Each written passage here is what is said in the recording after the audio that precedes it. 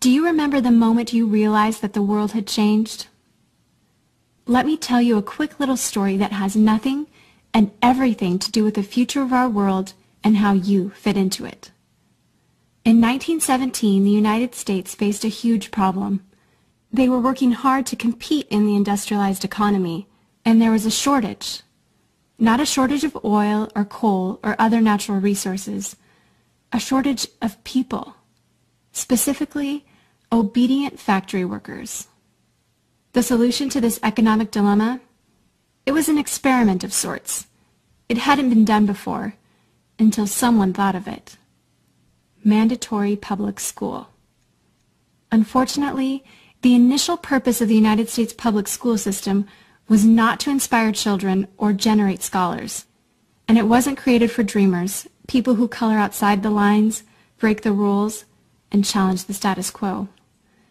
The public school system of the early 1900s was invented to create a nation full of adults who would obediently do their jobs in the factory assembly lines.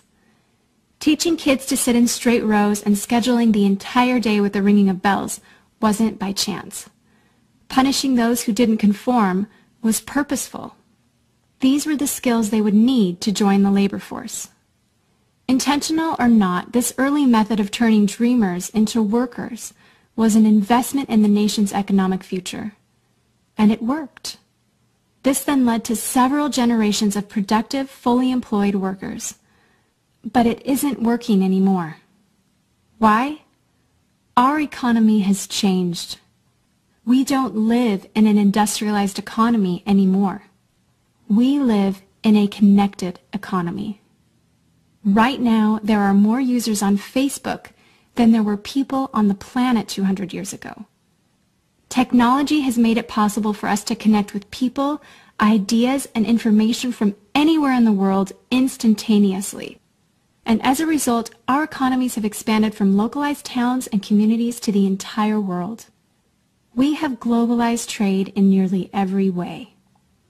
In the past, the obedient, do-what-you're-told without question people were rewarded for working hard and putting their dreams aside in order to toe the line.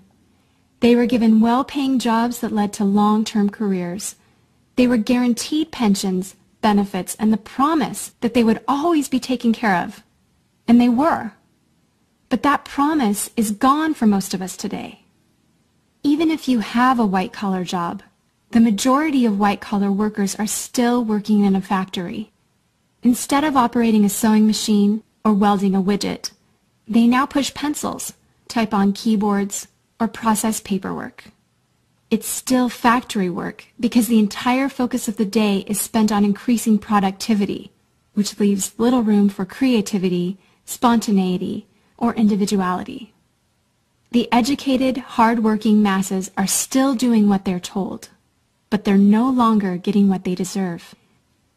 Even if you do everything you are told to do today, graduate from high school, go to college, get a degree, work hard in whatever job you can find, if you're lucky enough to find one, you're not guaranteed anything. Companies are being forced to change or die right now. Layoffs happen much more often than job openings appear, and the highest paying jobs are disappearing or heading overseas at an alarming rate. If you have a job where your boss tells you exactly what to do, he or she will always find someone cheaper than you to do it. Did you know that the average length of a job today is about 4.5 years? Contrast that to the 1960s when it was 40 years. The connected economy rewards a different group of people. It rewards the people who see things differently, who don't conform, people who have ideas that no one else has, people who are willing to work hard but know that the old way of doing things is broken. The connected economy rewards you not for being a cog in the wheel of life, but for standing up and reaching out. The connected economy rewards the connectors.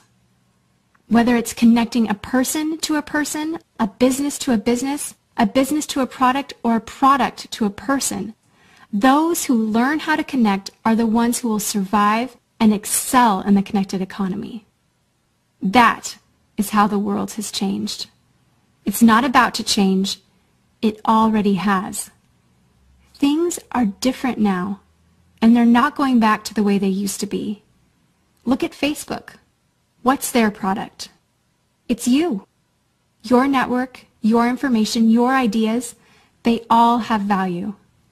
Does Facebook pay you for the money they make selling your information to advertisers? No.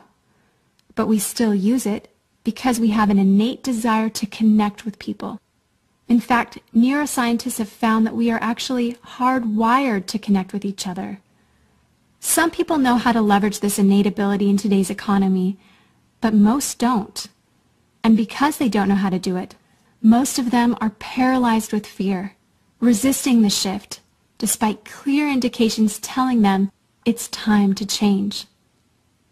In 1917, a group of people performed an experiment that forever changed the way that we earned a living. The world today is facing another huge problem. We're facing a shortage of our own. Not a shortage of factory workers or consumers. The world has enough of those.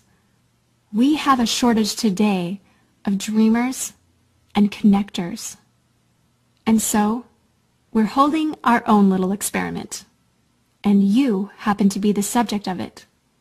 This 8-minute presentation was specifically designed to seek out and find the connectors around us. Those who recognize that we are on the brink of the next economic revolution, who are ready to thrive in the connected economy, and who are searching for the best way to do it. The internet and technology are rapidly changing the way that we do everything today, including how we make a living. It's not too late to embrace the change and find a way to make yourself relevant and profitable in our brave new world. And that's why we've invited you here today. We've created something that rewards you for connecting. It pays you for bringing people together behind a cause, product, or idea. And we have systematized it and made it so that you can do it from anywhere with anyone at any time. If you are passionate about helping people, if you are passionate about changing lives, if you want to position yourself to be a capitalizing force within the connected revolution instead of just a bystander, let's start now. Do you remember the moment you realized that the world had changed? How about the moment you realized you could change with it? Are you ready for the details?